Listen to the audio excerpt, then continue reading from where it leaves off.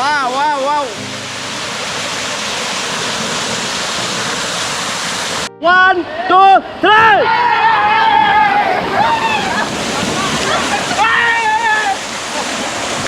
এই এলাকায় এটাকে বলে সিদ্ধমং, সম্ভবত যারা মারমা তাদের কাছে এটা।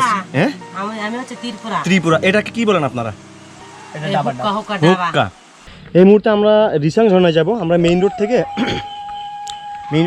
বামে টার্ন নিতে হয় যদি আপনি খাগড়াছড়ি শহর থেকে আসেন। তো আমরা এখন অলরেডি সেই রুটে ঢুকে গেছি। খাগড়াছড়ির রিসাং ঝর্ণার পথে যাত্রা মানেই যেন অরণ্যের গোপন সুর খুঁজে পাওয়া। আঁকাবাঁকা পাহাড়ি পথে হাঁটতে হাঁটতে যখন হঠাৎ সামনে দেখা দেয় ঝর্ণার সাদা ফেনার রাশি, তখন মনে হয় প্রকৃতি তার বুকের গোপন দরজা খুলে দিয়েছে। সমস্যা নেই। কুলুকুলু শব্দে ঝরে পড়া জলরাশি শুধু চোখ নয়, মনকেও ধুয়ে দেয় স্বচ্ছতায়।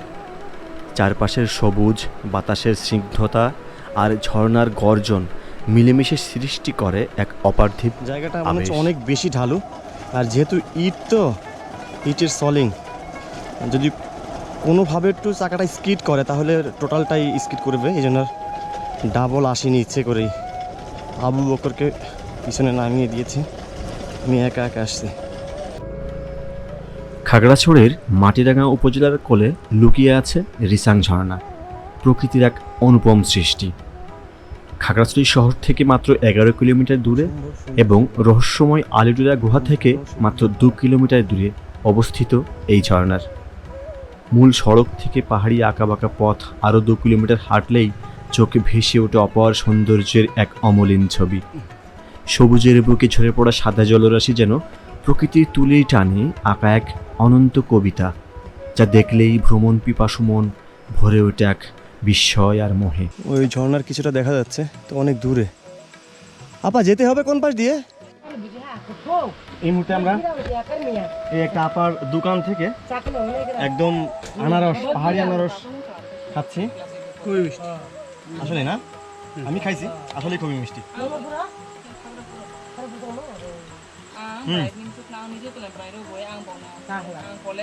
এই আনারসটা যখন ঢাকা পর্যন্ত বা শহর পর্যন্ত যায়, ঘাগু তো খেয়ে আসলে একদম অসুস্থ হয়ে যায়, তখন কিন্তু আমরা হাতে পাই, তখন এই মজাটা আসলে লাগে না। আর কোন জায়গায় খাচ্ছি সেটাও দেখা একটু।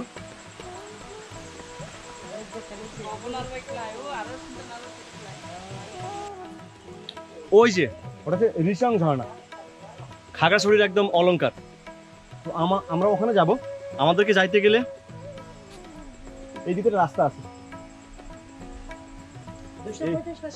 হ্যাঁ, এই সিঁড়িটা, এই রাস্তা দিয়ে প্রায় 235টা সিঁড়ি নামতে হবে। নেমে আমরা ওইখানে যেতে পারবো। আবার ঠিক ফেরার সময় ওই 235টা সিঁড়ি বেয়ে আমাদেরকে এই জায়গায় আসতে হবে। আমরা এখানে বাইক রাখছি, এখানে বাইক যেহেতু আপুরে জায়গায় থাকবে সারাদিনে। আর ওনার চমৎকার একটা ব্যবসা আছে, ডাব, নারকেল, তারপরে হচ্ছে জাম্বুরা, চা, মিষ্টি।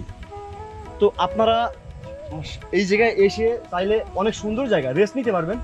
এগুলো খেয়ে একটু তরতাজা হয়ে তারপরে ঝর্ণা যেতে পারবেন ইনশাআল্লাহ। ওকে, আমাদের রিসাং ঝর্ণার ট্রেকিং শুরু হলো। আমরা এই পাশ দিয়ে গিয়ে ওই জায়গাতে যাব। চলেন এখন যাওয়া যাক, আসুন।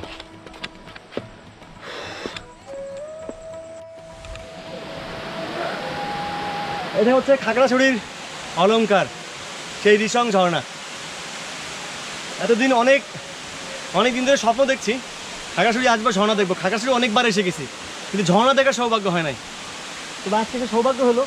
তবে কপাল অনেক বেশি ভালো যে এটা বৃষ্টির সিজন, ঝর্ণায় অনেক বেশি পানি।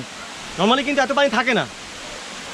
সুতরাং আমি যে দেরি করে আসছি, সিজনে আসছি, এটা আমার জন্য ভীষণ পাওয়া।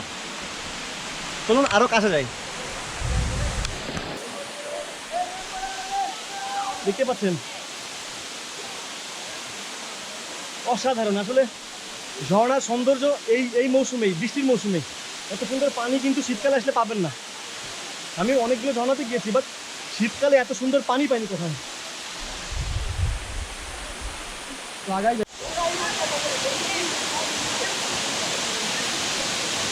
ইচ্ছা আছে ওখানে গিয়ে গোসল করবো, এখন দেখা যাক আসলে পারি কিনা। আচ্ছা ওইখান থেকে আসলে খুব রিস্কি, আর প্যান্ট আমি চিকন প্যান্ট পরে আসছি, এই প্যান্ট পরে ওখানে গেলে আসলে প্যান্ট থাকবে, রিস্কিতে পাচ্ছি না, এই জন্য এখান থেকে কঠোর করবো, কঠোর করার জন্য আসছি।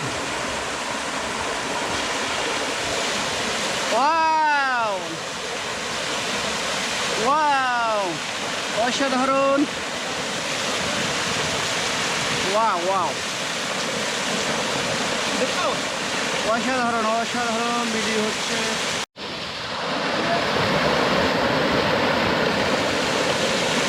বুঝলে?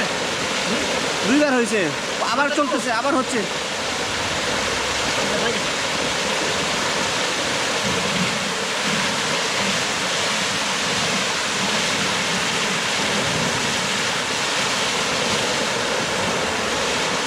ওকে না? এই বাড়িটা কিন্তু খুবই ভালো লাগে। ওয়েট ওয়েট ওয়েট, হ্যাঁ আসো।